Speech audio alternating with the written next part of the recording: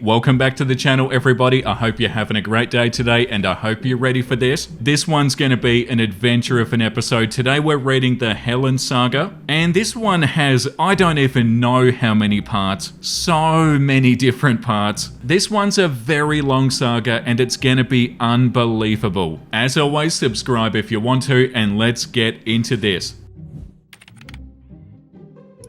Post number 1. My sister-in-law, 29 female, is trying to turn my husband, 29 male, against me, 28 female. My significant other and I recently eloped. We decided that a big wedding like we had planned was not for us, and we eloped. My family was fine off the bat. I have a great relationship with them, and they understood where I was coming from. Complete acceptance. My significant other's family was less accepting, especially his mother and twin sister. For years it was just the three of them before his mother remarried and had a few more children, but because of this, his sister and mother are still very dependent on him. They were hurt because they were looking forward to everything that comes with the wedding, the weekend away, the pretty dresses, us paying for them to stay in a nice hotel, fancy food and free drinks, not necessarily because we were getting married. Hopefully that gives everybody a small idea to how selfish and how entitled they are. This all occurred in the beginning of July. We decided that after our quick elopement that we would extend our already planned European vacation from 1 week to 2 weeks, from July 25th until the 9th of August. Initially we were going to board our pug and have a neighbour keep an eye on our condo,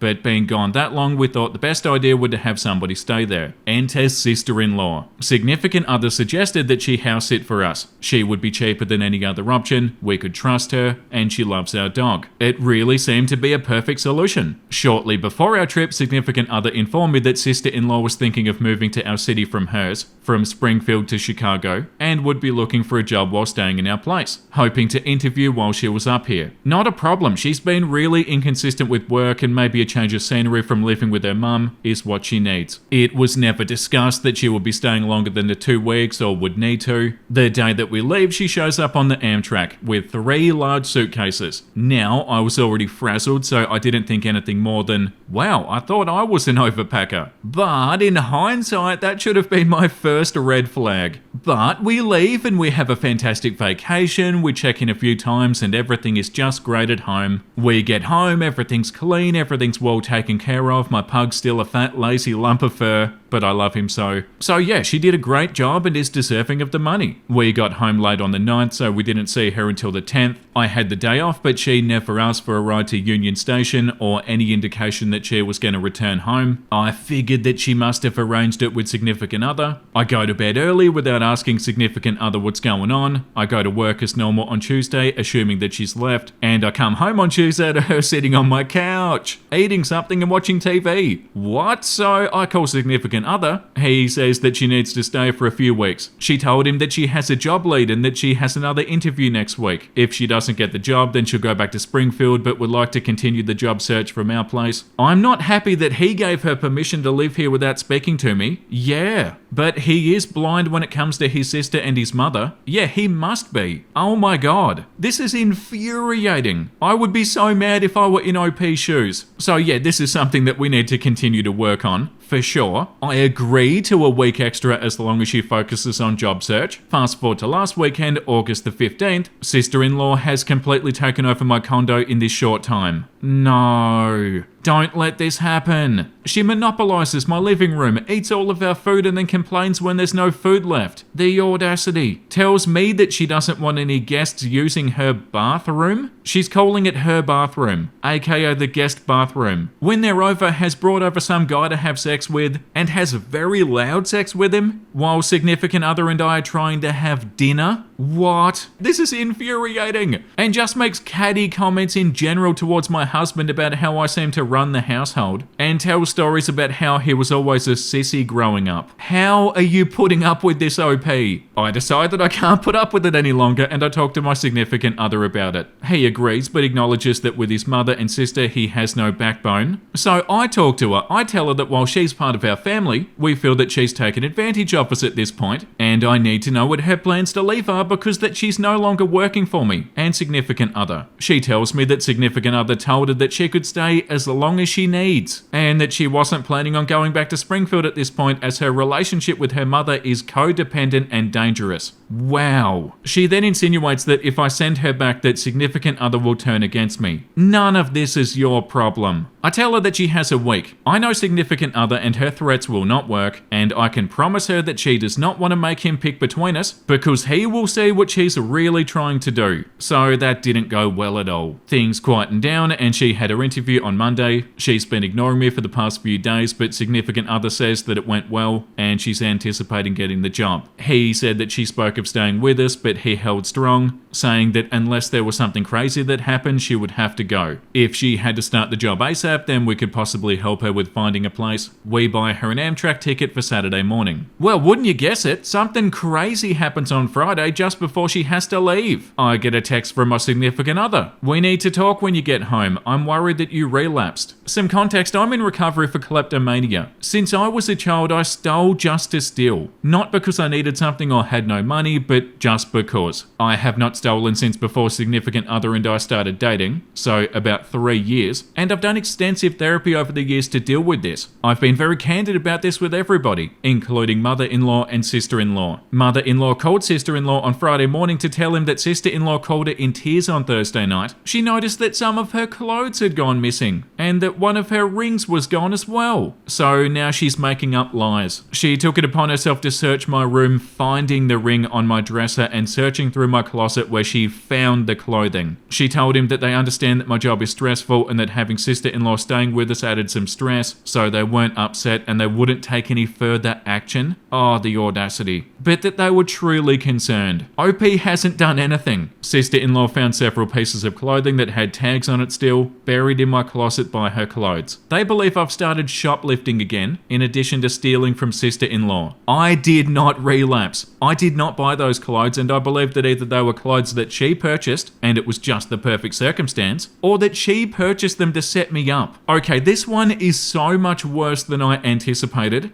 Get rid of this sister-in-law immediately. I come home to an intervention of sorts. Sister-in-law and significant other sitting in my living room with her clothes, rings, and the stolen clothes all laid out. She has him completely believing this. My significant other looks distraught. He wants to help me and fully believes that I have relapsed. Wow. Sister-in-law volunteered to stay with us. She is a CADC and feels that some of her skills could be there to help me. Significant other's heartbroken. He feels that he caused this by bringing stress into my life, taking all the blame off sister-in-law. I'm at a loss. The past 36 hours have been a nightmare. Whenever she's alone with significant other, she keeps on planting seeds of doubt about my recovering, hinting that I seem to be wearing clothes that are above my pay grade, but I don't have any debt, so like where's this all coming from? And when we talk, I can see the wheels of doubt turning in his head. Oh, is she stealing again? Is my sister right? This is terrible. I've tried to explain this to significant other, and it seems that now he believes me, but he cannot imagine that his sister would try to frame me like this. Why not? It's pretty clear how awful this sister-in-law is. Why would he not believe it? He knows that his mother and sister have issues, but to him they would never try to hurt him, especially by attacking me. To me, it's so obvious that sister-in-law and mother-in-law have always been trying to manipulate significant other to do whatever they wanted. Yeah. And had I not been in the picture, sister-in-law would have moved in without issue. Since I wasn't going along with her plan, she had to do something to disrupt it. I don't know how to handle this with her, or with my mother-in-law. I know that significant other and I can recover from this, but I'm worried that it'll be at the cost of his relationship with his sister and mother. Edit, sorry my questions and asking for advice were not clear. How do I broach this with my husband in the long run? Based on their past behaviour, especially the sister, I'm nervous this is going to become a long-term problem between us. So how do I communicate to him? You pick me or I walk? How do I mitigate this now? How do I get her out? Do I bother trying to clear my name with the stealing? I don't want to get overly defensive. Oh my god. The top comment says a relationship requires trust. Tell your significant other that if he honestly will take the word of his sister rather than who he married, you're gonna leave. Yeah. Tell him that she's a bad influence and needs to find her own place within 2 days or else she's living on the street. Yeah, that sister-in-law needs to be kicked out immediately. Yesterday. This is all beyond infuriating. Please tell me that the significant other grows a backbone fast. He needs to fix this, not OP. I am shocked and appalled. Yeah, like this comment says, okay, yeah, this would be the absolute final straw for me. She needs to be out of your house now. I suspect you'll be unable to do this since your sister-in-law's great at using your husband to create wiggle room. So I'd get a nanny cam in your room and hers. Once you have proof, she needs to be out. Or you get a divorce.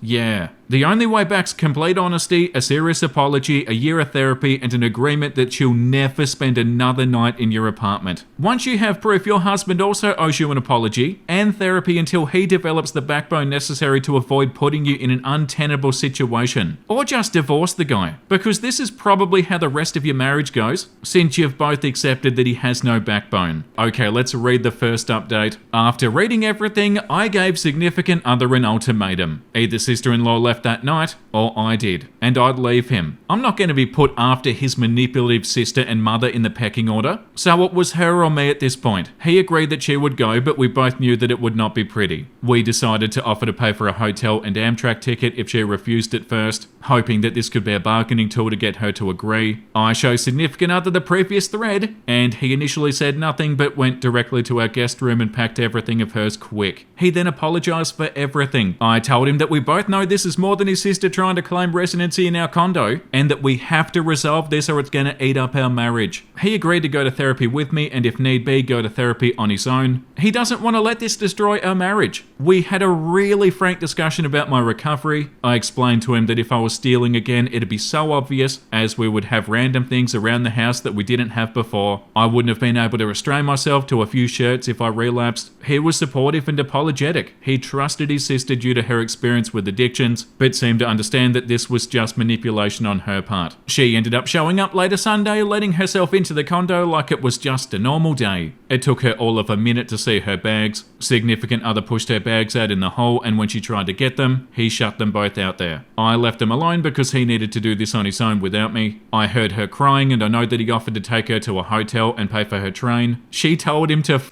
off. No, actually, that's what she's gonna do. After a little bit, she started throwing a fit in the hall and was sobbing loud enough that the whole floor could probably hear. Of course, I could make her out saying that he was abandoning her in her time of need, and that the has to stop controlling you. I'm your family. OP's the controlling one, apparently. It took every ounce of restraint for me to not go and slap her. But significant other reminded me that she's trying to agitate me. Eventually, my neighbor couldn't take any more and texted me that he called the good old Chicago PD to get her to shut up. The cops came a little later. They spoke to her first because she was currently camped out in the hole. She told them that she wanted me arrested for kicking her out of her home. Lol. I had a feeling that she would pull this, and also for stealing from her. She told them that I was trying to steal her purse. It was in the kitchen where she dropped it prior to significant other pushing her out, and also a ring and a few outfits. Plus, I was stealing from stores. I told the nice officer about the whole incident, including her allegations. Significant other backed me up that she was setting me up, and this was all really family issues, not legal. At this point, they told her not only had she attempted to file a false police report, but she was also disturbing the peace for no reason. She told them that she had nowhere to go, but after telling the police that she lived in Springfield and had come up here to house sit, they noped her residency claim. Cops told us that because she claimed to have no money, had no car, and her residence is so far away, that we had two options because we can't just kick her out with nowhere to go. Either we let her stay until she can arrange for a method home, aka we get her a train ticket tomorrow, or we take her home right then and there. But there's only one way that they can guarantee that she'll be gone tomorrow morning. Significant other and I talked about it. We were concerned that letting her stay an additional night would just make things worse, and we'd be right back where we started. We opted to drive her home. She agreed to do this without much issue. I think the cops made her realise that her little plot was over. The beginning of the drive was pretty awful. She cried for the first hour, laid the guilt on thick. He's caused her so much stress, he doesn't care about her. Can't he see what I'm trying to do? She's only looking out for him. They're twins, their bond is stronger than ours. And I don't want kids, so how could he want to stay with me? I'll admit that I fed into her a little bit with some name calling. Delusional, stupid,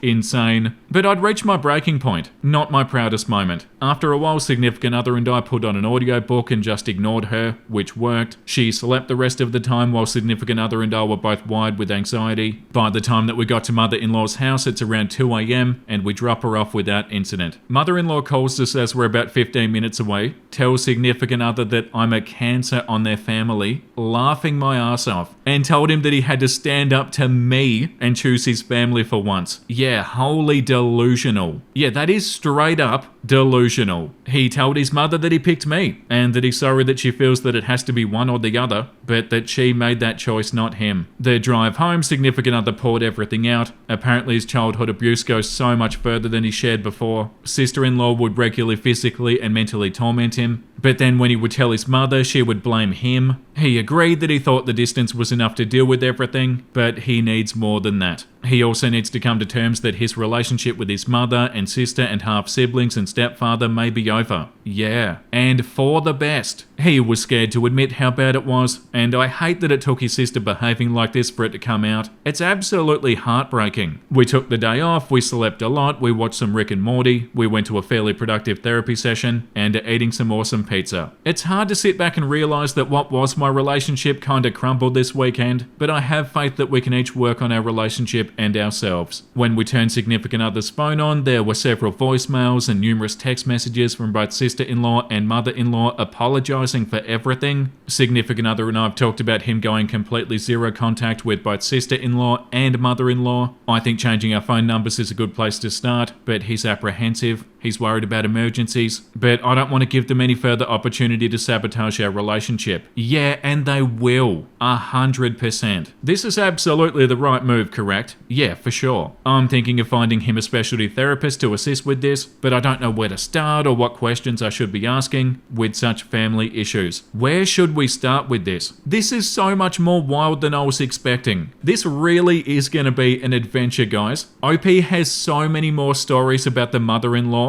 We're only just beginning. But yeah, he needs to go zero contact with them immediately. The whole keeping the line of communication open for emergencies won't work, because they'll make up emergencies. They'll do whatever they can. They need to not be able to contact you guys. The top comment says the problem with keeping it in case of emergencies is that they'll go on red alert and everything will suddenly be life and death. Yeah, they've shown they know how to manipulate. I'd say encourage the no contact until he's had enough therapy that he thinks that he won't go running the first time they call and make something up. Yeah, 100%, because they will call and make something up. They'll be like, oh my god, you need to come and do this right now. It's an emergency. We need you. And then they'll feed him a whole bunch of lies and manipulate him. The comment below that one says mother-in-law calls us as we're about 15 minutes away, tells significant other that I'm a cancer on their family, and told him that he had to stand up to me and choose his family for once. Yeah, he did choose his family. The two of them can get bent. All in all, I think therapy's a great idea. They can help you to figure out if cutting these people out is the right thing to do, and to help you get your marriage on track. I'm glad that your husband came to his senses. Definitely need to cut these people off. This is really bad. They're really delusional. They're really manipulative. And not to mention his upbringing that they were talking about. Like, the mother-in-law and the sister-in-law are not people that you want in your life. They're not people that you can keep in your life. They will ruin your life. This is so bad that Nez can't even face this direction. And with that being said, let's read the next update. Hello there, everybody. A bit of an update. It has been 2 weeks since we removed sister-in-law from our residence, and what a doozy have they been. I could actually use some advice going forward since everybody was so great before. We had a few peaceful days since returning home, got back into our routines, went to therapy, and got my significant other set up with an individual therapist on his own. We didn't end up changing either of our numbers for other reasons, but we agreed that if they couldn't respect our wishes, then we'd just have to block their numbers entirely. It wasn't an issue until this past weekend. On Friday, significant other's younger brother, YB, who's 16 and living at home, called him. He wanted to give him a heads up that mother-in-law and sister-in-law were coming up here to visit some family member. They decided to bring him with so that he could see significant other. Even he knew that this didn't smell right. Significant other freaked out. He realized that they were going to try to manipulate him into seeing them by using his younger brother as bait.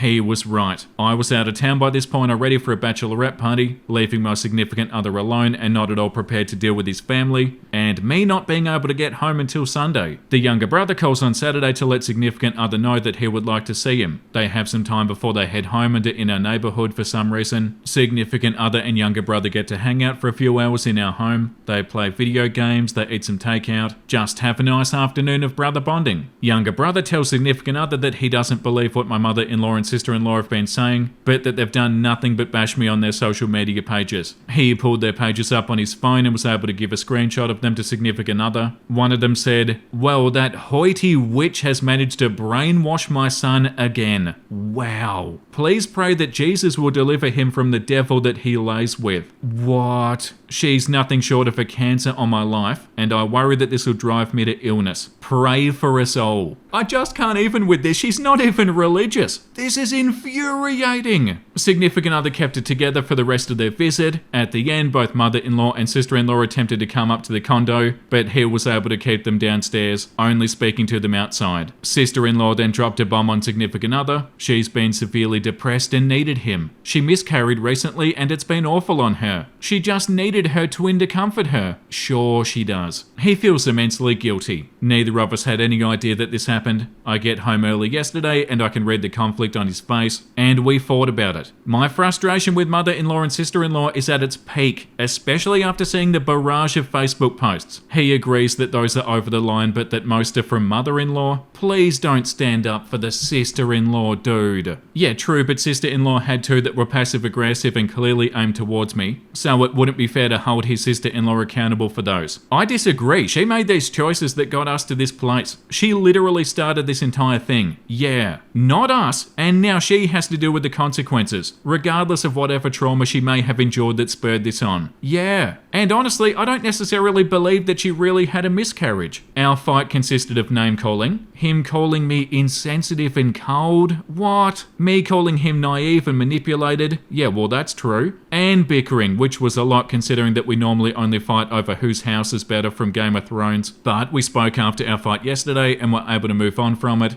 But then today we could both feel tension, and it was only amplified when he told me that he was texting sister-in-law to check in on her. Oh my god. I feel like we've regressed, and now I'm back behind sister-in-law in the pecking order, when I feel that I should be first. I deserve to be first, right? This is so aggravating. So, subreddit, how do I handle this? Is it best to jump into couples therapy? This is something that we both think is a good place to go, but not necessarily right now. Do I suggest that we go no contact until we get a clearer idea? I don't want to feel guilty if his sister really went through that, and that I take away her support. But at the same point, I need to put my marriage first. Part of me wants to just confront my sister-in-law and tape the conversation, because I know her and I know that she won't be able to knock a load to me. My marriage is my number one priority at the end of the day. How do I convey that I need it to be his too, without coming off as selfish? This is the most infuriating thing that we've read in a very long time. This comment says, let's put it this way, the 16-year-old worked out something was fishy, your significant other didn't. Even after being warned by the 16-year-old, your significant other still fell for it completely. I deserve to be first, right? Yeah, you sure do. Your husband says one thing and does another as soon as some pressure from the family's applied. Honestly, if I were you, I would have left by now because this is some grade A bullshit.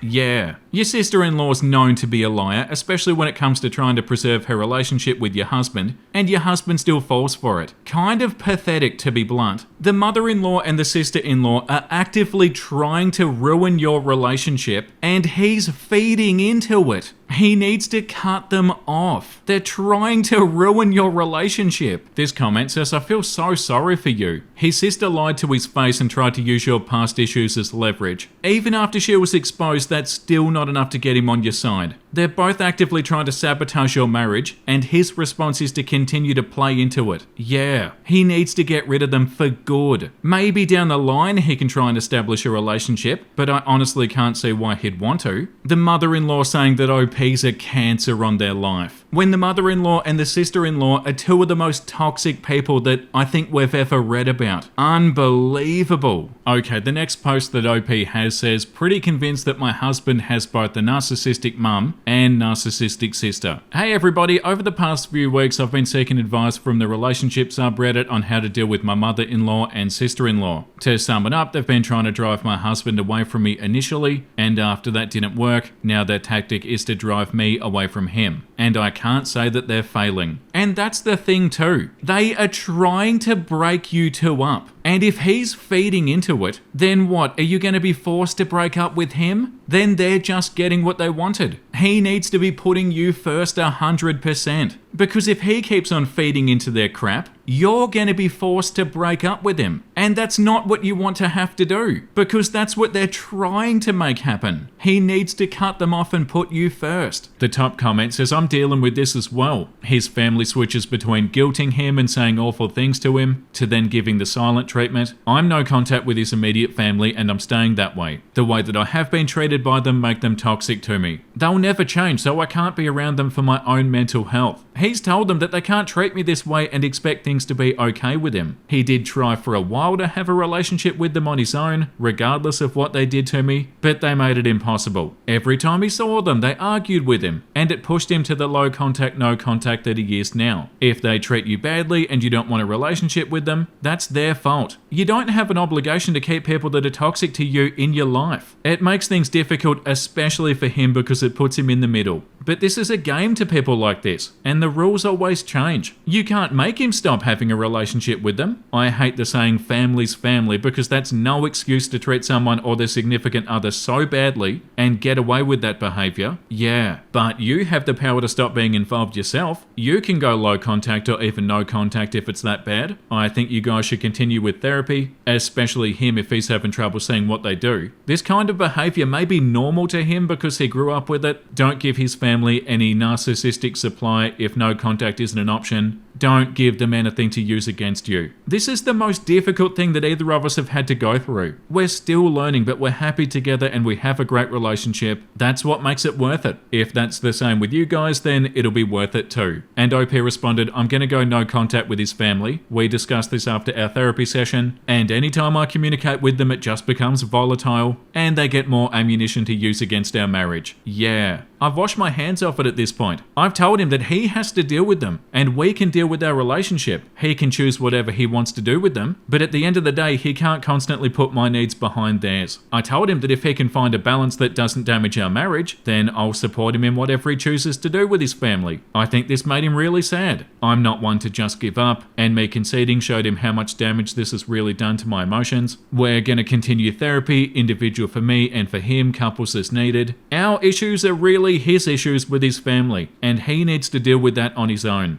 Because if I get involved, the more issues pop up. Luckily, we love each other very much. He's my person that I want to be with for the rest of my life, and he's likewise. So I think we're willing to do whatever we can. I just hope that he's going to realize that his family is a huge barrier for him to do so. OP's got a comment that says, what I'm starting to realize is that I don't want to change him. I love him. I want them to change back to how they were, but that's impossible. What I knew before was a smokescreen for who they really are, and there's no going back. We've got a long way to go, and at this point I'm not willing to give up on it, and I don't think he is either. We had a therapy session last night, and we're both so emotionally raw that he spent the night at my brother's place, and we were no contact for that night. We talked this morning and we agreed that it was necessary, but we don't want to continue that way. I think he knows he has to change. It's part of why he went to a dental school 3 hours away from them and kept keeping himself at a distance. He thought that was enough, but now it's become obvious that distance isn't going to stop them. So he's torn. He was able to maintain this relationship with them at a distance for years, even if it was incredibly fragile, and now that option's gone, so he's confused as to what the next step is. If he can't keep a relationship with them long distance and he couldn't do it while living close, what options are there? Sister-in-law called him last night and verbally lashed out at him about all the things that he's done to her, which are none, and how he's damaged her. I think that was jarring because our therapist had just warned him that they would probably attack him based on his childhood trauma. I think him being prepared for that was a step in the right direction for us, but I just don't know if he can make the decision on either no contact or very low contact. The sister-in-law calls him up and lashes out at him. They need to be cut off. Okay, so there are no more updates there, but OP has so many posts in the Just No Mother-in-Law saga. So the first one says, no, you don't have cancer. No, you don't have Legionnaire's disease. No, you do not have yellow fever. Stop calling us. My mother-in-law the nightmare. First of all, holy cow, you people are my people. My dear husband is absolutely fantastic. I love him very much. But my sister-in-law and my mother-in-law are two narcissistic beings who cannot fathom him having a life without them at the center of it. My sister-in-law is a work in progress, and I think the majority of her problems stem from my mother-in-law. We have decided to give her an olive branch and work on that. My mother-in-law, no, not happening. We decided to go pretty much no contact with her after this latest stunt, leaving me, her hated daughter-in-law, as her only point of contact for my dear husband. The first week, she tried as hard as she could to get in contact with dear husband through any means necessary, but he was able to stick to his guns and not give in. Since then, she's taken to calling me. It started with, "I miss you guys." Oh yeah, I'm sure you do. She literally posted on Facebook about how OP's the devil. I'm pretty sure she doesn't miss you. She misses being awful to you, which then became, "You're the devil, I hate you." Which then became, "I may have cancer. This is an emergency. Who knows how much time I have left?" These messages went on for a full 2 days. Luckily, she found either a miracle cure for cancer, a horrible misdiagnosis, and now she has Legionnaire's disease because she was in Chicago 3 weeks ago and people here got it. This kills people, OP, it kills them. Lucky for her, she had never had any contact with the fatal disease or air conditioners. But apparently she went somewhere and got yellow fever? Ugh.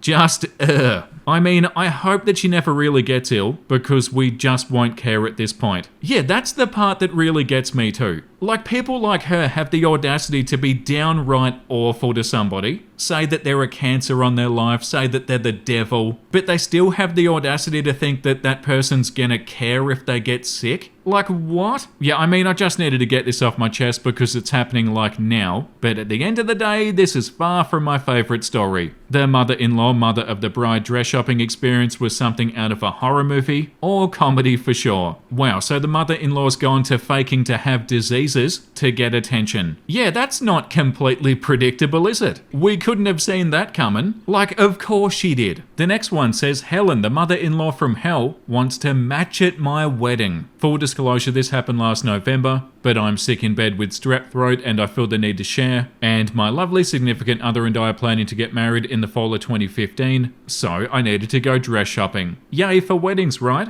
Huh, not when Helen's your future mother-in-law. Oh, sorry, future with mother-in-law. Now, my mum's pretty awesome. She was happy for the wedding but knows that I do my own thing, so she just stepped back and supported me. Total rock star. But Helen, oh Helen. Helen essentially wanted, maybe still wants to, marry my significant other, let's call him Jake, because it works for him. We went shopping and I found the dress of my dream on dress 4, which was great because I'm not a huge shopping fan, nor do I like being the center of attention like that. But lovely Helen loves shopping and being the center of attention. Shocking, right? At first she started picking apart my gown, teasing that it had the same name as a fish out of Finding Nemo, and that it made my butt look big, which she thinks is hilarious. But when nobody laughed along, she just criticized everybody's sense of humor. Because the lol is funny, guys. As I discussed any accessories and sizing, the lovely assistant asked if we needed to look at bridesmaid or mother of the bride dresses. No thanks, my girls were going with a beautiful dress that was inexpensive online, and my mum was gonna wear the same one from my brother's weddings. Re-wear the same gown? Why on earth would you do that? Helen nearly shouted across the entire boutique. How did she get over there? What is she holding? No. Her arms are full of white dresses. I knew that she thought the stripes on the skirt are too much, but I was literally buying the dress right then. And I didn't have the energy to try more on to placate this woman. Helen, I really appreciate it, but my appointment's nearly over, and I've settled on a dress. We don't need to look at these, I tell her, hoping that she just gives up. Oh, OP, your dress is okay, but these? These are for me. She was holding wedding gowns. Oh, are you and future sister's father-in-law renewing your vows? My mother, sister-in-law, and best friend all looked on in shock. Future sister-in-law looked bored. No, I want to wear a dress to complement yours. At this point, I was speechless. Utterly speechless. I booked an hour after your appointment for me to try these on. You guys needn't stay. Future sister-in-law will help me decide which is best. Don't worry, I won't get stark white since yours is more off-color. No. This demon of a woman wanted to attend my wedding in her own bridal gown. gown. Not appropriate. Not one bit. I called Jake right then and there, and I told him to tell his mother that she will not be wearing a bridal gown, any dress that resembles a bridal gown, or any colour that's within 4 shades of white, blush or champagne, in an effort to upstage me. They speak, she cries, we're sitting roughly 15 feet away as we pay for my dress, but I vaguely hear the phrases, "Weddings are for the parents though. I look good in white, you know this. I guess I'll just wear black to mourn the loss of my good boy." Jake gives the phone back, apologises, and said that she's acting out, but she'll find something else to wear on her own time, and will show him beforehand. Rest of the day goes pretty smooth, minus a few hiccups and passive-aggressive comments directed towards me. Overall, a win with Helen. 4 weeks later, I get an email from Helen. She's wearing a gold sequin full-length gown. This is her mother of the groom dress. She's essentially a gold disco ball. We eloped in July. I got to wear my Finding Nemo dress and didn't get blinded by a disco ball. Wow, this is unbelievable. Okay, so there are so many stories about Helen on OP's profile. Like probably 20. There are so many. I definitely can't read all of them, but I'll read a few more. The next one that I'm going to read says, "The day that I met Helen and how tuna doomed our relationship." Back again for another history lesson of Helen. "This is the date that I truly believe that she decided to hate me and attempt to sabotage my relationship with Jake as much as possible. I will refer to this day as H Day." A little background on Jake and I is necessary for this story. Jake and I met from an adult hookup site. He was in dental school and I was in grad school. We both wanted to get some, but didn't want to waste time on finding someone who favoured the same sexual proclivities as we both did, and shared, and boom. We banged and fell in love. Of course, we couldn't tell Helen this. Can you imagine? Just thinking about it now makes me want to tell her, just to see how she would react. Anyway, back on track, we've been together for roughly 8 months, and I had yet to meet Helen. Now, Jake had told me that she was prickly and a little bit of an overreactor, which turns out was an extreme underassessment, so I thought I was prepared. Stick to our story of meeting on Match.com, dress conservatively, try not to swear like I'm in a frat house, and most importantly, according to Google results, compliment her cooking. That was the plan. We make the drive down to Helen's and I'm excited. A whole weekend with his parents, what a great thing. Ha ha ha. I walk in the door and the first thing Helen says to me is, "It's November. Does she know it's November? Why is she wearing a skirt?" Yeah, that was the first thing she ever said to me. Well, really it was about me and directed towards Jake, but still. Great to see you too, Helen. Saturday day was full of snide comments toward me, but nothing I couldn't handle or can really recall. So let's fast forward to dinner, the true test of everything. Helen makes some kind of tuna casserole. It's just gross. I barely touch my plate because I just can't eat tuna and whatever else is in there. Obviously she notices because of course she does and is visibly unhappy about it. The entire meal is so awkward. As we finish, she starts asking about our relationship, where did I grow up, what do I do for work, typical questions a mum would ask her son's girlfriend. But then, how long have you two been together? And then Jake says, "Mum, it's been about 8 months. The mum was said in a total warning tone. He must have known that was coming. Helen, this is the same girl, the girl from that awful dating website. Helen, I just thought this was someone new, but I guess it all makes sense now. Silence. No one adds anything because I guess they all know that it's best to not say anything. Thanks for the heads up, a-holes. Me, what makes sense? Helen, why he took so long to bring you to meet us? I mean, if you thought you were marriage material, surely he would have brought you sooner, because he really would have wanted my early approval, but if he's just having a bit of fun, I guess he wouldn't rush. Wow. And then goes back to eating her meal, as though she didn't just verbally slap me and embarrass me. Yeah. I was pissed. I wanted to go home, as she had not said one nice thing to me all day, and then pretty much told him that I wasn't good enough to be with him. Jake refused to go. He didn't want to upset her further, but assured me that we could go first thing in the morning. As we were getting ready for bed, she realised that we intended to sleep together, when Jake informed her that we already lived together, so this isn't a big deal, and to just let it go. All Helen heard was, "We already live together, Mum." The above was paraphrased based on our memories, but it's pretty similar. But this is 100% exactly what she said. Wait, why do you live together? Is she homeless? Is she using you? Why would you live like this? She doesn't even like tuna. How could you live with her? We ended up driving home that night because I was so upset. But you know where we slept, Helen? Together. And we still don't have tuna in the house, Helen. Oh my God, so insufferable. Like so unbelievably bad. This is wild, and the more information that we get, the more wild it is. I don't know how OP put up with this. The next one that we're going to read says, Helen is literally Satan today. Normally I post funny Helen stories because it's enjoyable to look back and laugh at the bad times, but you know what? Screw Helen, seriously. I'm so livid right now that I'm considering taking a half day off work and making Jake as well. Jake's completely no contact with Helen at this point. I'm her point of contact for emergencies and have weeded out a few letters that she's mailed to him in the past few weeks because he needs to process and heal from the past few months. So what does she do? She mails him a giant envelope with copies of these letters, 4 multi-page letters in total, along with a new 5-page letter to his job, which is a good-sized dental practice. I can't even with how inappropriate this is. And the letters? Awful. Spewing so much vitriol towards me but masquerading it as a caring mother. I really hope this is the last straw for Jake. My poor husband, no wonder he's so apprehensive to start a family with this monster as his mother. Your wife has done nothing but try to undermine, inconvenience and torture me since the first day that she met me. She's done everything in her power to convince you that things that you've grown up on and love are wrong. That's not love, that's manipulation. Just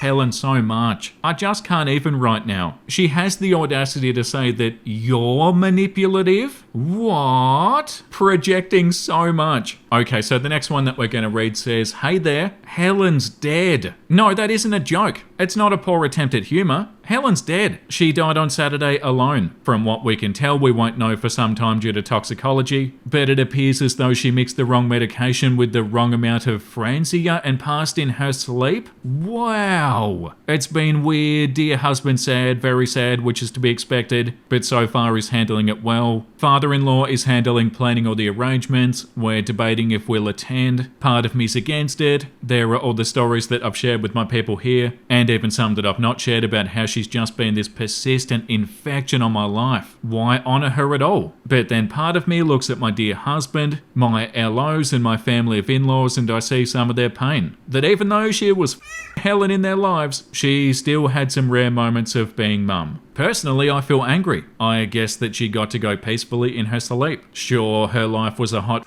mess, but she deserved that after everything she's put everybody through. I didn't want the universe to be done serving her that karma pie that she so rightfully deserved. I'll have to figure that out, but I guess my username rings true a bit today. Ding dong, the wicked witch. Helen is dead. I hope afterlife is like the good place, except extremely hot so she's constantly sweaty and gross. Sorry, I'm petty. Oh my God. This has been a wild episode. And the very last post that OP has says, goodbye Helen. Thank you for all of your words of support. Honestly, this has been a very emotional several days. We have decided to attend the services this week. We flew back to dear husband's hometown yesterday. I'm taking a short break for myself to process. Process what, OP? Helen wrote death letters for all of us. They were in her safe. Father-in-law handed them out last night. I've decided to post mine and write a short response to her. Dear OP, if you're reading this, I've died. I hope that by this time we've reconciled and that we both have seen the error of our ways. Wow. I never gave you a full shot. I've been going to therapy frequently and I've come to see how much damage I've caused to my relationship with my son by isolating you. You're not a bad person and you seem to be a very good partner to my son. I don't always agree with your choices of dress and lifestyle and personality, but that's why God makes us all unique. We have both made mistakes in our relationship, and for any pain that I may have caused you by trying to be a good mother to my son, I'm sorry. I should have seen that you just wanted to make him happy. I hope that this is not the last letter I write to you. I plan to write new ones every 2 years to update them. I hope I can look fondly back on this in 2 years and laugh at how silly we were. You and I should be friends. We're both beautiful and good mothers. I'm sorry that we've been at odds because you did not see eye to eye with me. Take care of my son and babies. I'll be watching over over you. Love, Helen. And OP writes, Dear Helen, I'm sorry that we could not have a better relationship for dear husband and our children. I look at the relationship dear husband had with his mother, even now in our time of grief, and I wish that I could have had that. Someone who could have been my ally, friend, and a second mother. I can honestly say that I tried for years. I did my best to show you that I wanted to make it work for you, that I wanted to be there for you and have you be there for me. But every step of the way you fought it. You punished me for existing. You hatched plots against me. You embarrassed me on many occasions and you manipulated me until the very end. I can say that I had genuine fear for what you might do to me on a regular basis. No person should live like that. I do not accept your apology. Your passing does not mean you deserve it. You were evil, you were cruel and disrespectful to me on a consistent basis. I won't miss you. I will not share stories of you with my children. You do not deserve that. Most of all, I'll help dear husband recover. He deserves healing and peace after a lifetime of hell. Go to hell, Helen, with no love. I cried writing that, it felt so good. I love all of you, seriously. The almost 3 years I've been here has been so helpful. I'm going to therapy, I'm gonna get through this. And I hope to be a wise commenter like so many of you. One final one. I know you hate heat, Helen, so I hope hell is just as hot as Chicago this weekend, times 1,000. Rot in hell, witch, and that's the last post that OP has. Oh my. That was an absolutely unbelievable saga. I'm sorry that I didn't read every single Just No Mother-in-Law story, but there were so many. But we definitely get the gist. Nez cannot believe this. What do I even say after what we've read today? We have been through an adventure today, guys. Let me know what you think in the comments, guys. But yeah, this is the title of the saga, and definitely go check out OP's profile if you want to read the other stories. There are so many other stories, I just can't fit them in this episode. But yeah, that last story is the last post that OP has. Wow.